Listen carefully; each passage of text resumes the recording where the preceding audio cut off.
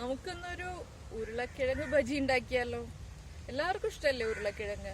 നമുക്ക് ഉരുളക്കിഴങ്ങ് ഉപയോഗിച്ചിട്ട് സിമ്പിൾ ആയിട്ടൊരു ബജി ഉണ്ടാക്കാം.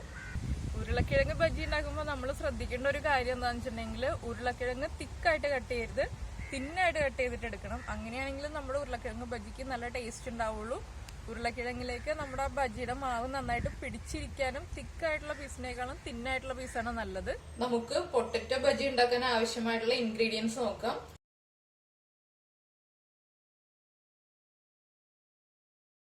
നമ്മളൊരു 3 പൊട്ടറ്റോ എടുത്തിട്ടുണ്ട്.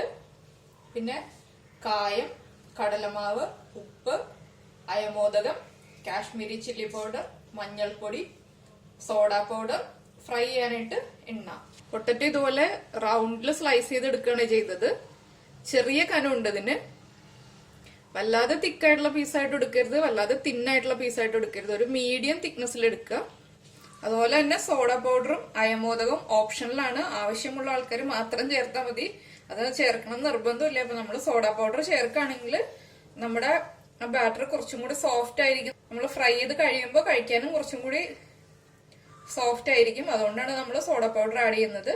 പിന്നെ നമ്മൾ പൊട്ടറ്റോ ആയതുകൊണ്ടാണ് ഞാനിപ്പോ അയമോദകം ചേർക്കുന്നത്. അപ്പൊ ഇത് രണ്ടും ചേർക്കാതെയും നമുക്ക് ഉണ്ടാക്കാം, ചേർത്തിട്ടും ഉണ്ടാക്കാം.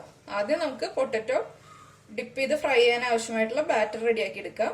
നമുക്ക് കടലമാവിലേക്ക് ബാറ്ററിന് ആവശ്യമായിട്ടുള്ള ഉപ്പ് ചേർക്കുക, മഞ്ഞൾപ്പൊടി, കാശ്മീരി ചില്ലി പൗഡർ ചേർക്കുന്നത് കൊണ്ട് നമുക്ക് നല്ല കളർ ഉണ്ടാവും. അതുകൊണ്ടാണ് ഞാൻ കാശ്മീരി ചില്ലി പൗഡർ ചേർക്കുന്നത്. ഇല്ലെങ്കിൽ നമ്മുടെ സാധാരണ മുളക് പൊടി ആഡ് ചെയ്താലും മതി. ഇതിലേക്ക് കുറച്ച് സോഡ പൗഡർ, ഒരു 2 പിഞ്ച് ഉണ്ടാവുള്ളൂ. അയമോദകം ഞാനൊരു ഒരു 1/2 ടീസ്പൂൺ ചേർക്കുന്നുണ്ട് കേട്ടോ. അയമോദകത്തിന്റെ ടേസ്റ്റ് എനിക്ക് ഇഷ്ടമായതുകൊണ്ടാണ് ഞാൻ 1/2 ടീസ്പൂൺ ചേർക്കുന്നത്. ഒരു 1/4 ടീസ്പൂൺ കായം ചേർക്കുക. ഇതിലേക്ക് നമുക്ക് വെള്ളം ഒഴിച്ചിട്ട് മിക്സ് ചെയ്യാം. ഈ ഒരു കൺസിസ്റ്റൻസിയാണ് നമ്മുടെ ബാറ്ററിന് വേണ്ടത്. നമ്മൾ ഫോർക്കിൽ എടുത്തിട്ട് പതുക്കെ പൊക്കുമ്പോൾ അത് പതുക്കെ അങ്ങ് വീഴുന്ന രീതിയിൽ, ഇഡലി മാവിനേക്കാളൊക്കെ കുറച്ചും കൂടി തിക്കായിട്ടുള്ള ഒരു കൺസിസ്റ്റൻസിയിലാണ് ഞാനിപ്പോ എടുത്തിട്ടുള്ളത്. അല്ലാതെ നമ്മൾ ലൂസായിട്ട് ബാറ്റർ റെഡിയാക്കുകയാണെങ്കിൽ നമ്മുടെ പൊട്ടറ്റോയില് നന്നായിട്ട് കോട്ട് ആവില്ല. നമുക്ക് ഇതിന്റെ ഉപ്പൊന്ന് ചെക്ക് ചെയ്യാം. ഉപ്പ് കറക്റ്റ് ആണ്. നമുക്ക് ഫ്രൈ ചെയ്തെടുക്കാം. നമുക്ക് ആദ്യം ഒരു ചീനിച്ചട്ടി വെച്ചിട്ട് എണ്ണ ചൂടാക്കാം. അപ്പൊ ഇതാ നമ്മള് എണ്ണ ചൂടാക്കാൻ വെച്ചിട്ട് എണ്ണ നന്നായിട്ട് ചൂടായിട്ടുണ്ട്. ഓരോ പീസ് പൊട്ടറ്റോ ആയിട്ട് എടുത്തിട്ട് നമ്മുടെ ബാറ്ററിൽ ഡിപ്പ് ചെയ്യാം. ഇപ്പൊ ഞാൻ ഹൈ ഫ്ലെയിമിൽ വെച്ചിട്ടാണ് എണ്ണ ചൂടാക്കിയത്. പക്ഷെ ഞാൻ ഈ പൊട്ടറ്റോ ഇടുന്നതിന് മുന്നേ ഫ്ലെയിം ലോ ആക്കിയിട്ടുണ്ട്. ഇനി നമുക്ക് ബാറ്ററിൽ ഡിപ്പ് ചെയ്ത പൊട്ടറ്റോ ഇട്ട് കൊടുക്കാം. നമ്മുടെ പൊട്ടറ്റോയുടെ കളർ ചേഞ്ച് ആവാതിരിക്കാൻ വേണ്ടി വെള്ളത്തിൽ ഇട്ട് വയ്ക്കായിരുന്നു. പക്ഷെ അത് ഒരു 2 മിനിറ്റ് ഫ്രൈ ചെയ്യുന്നതിന് 2 മിനിറ്റ് മുൻപ് എടുത്തിട്ട് ഒരു സ്ട്രെയിനറിൽ എടുത്ത് വെച്ചിട്ടുണ്ട്. അപ്പോൾ എക്സസ് ആയിട്ടുള്ള വെള്ളമൊക്കെ പോവും. ഇല്ലെങ്കിൽ നമ്മൾ ബാറ്ററിലേക്ക് പൊട്ടറ്റോ ഇട്ട് കഴിയുമ്പോൾ പൊട്ടറ്റോയിലുള്ള വെള്ളം കൂടി വന്നിട്ട് നമ്മുടെ ബാറ്ററിന്റെ കൺസിസ്റ്റൻസി ഒന്ന് ചേഞ്ച് ആവും, കുറച്ചും കൂടി ലൂസായി പോവും. ഞാനൊന്ന് മീഡിയം ഫ്ലെയിമിലേക്ക് മാറ്റാണ്. നമുക്കിപ്പോ ഒരു 3 പീസ് ഇട്ട് കൊടുക്കാം. നമ്മൾ കാശ്മീരി ചില്ലി പൗഡർ ചേർത്തിട്ടാണ് ഈ ഒരു കളർ വരുന്നത്. പിന്നെ നമുക്കിപ്പോ കാശ്മീരി ചില്ലി പൗഡർ ചേർക്കാൻ താല്പര്യം ഇല്ലാന്നുണ്ടെങ്കിൽ പെപ്പർ പൗഡർ ആഡ് ചെയ്താലും മതി. നമുക്ക് മീഡിയം ഫ്ലെയിമിൽ വെച്ചിട്ട് ഫ്രൈ ചെയ്തെടുക്കാം.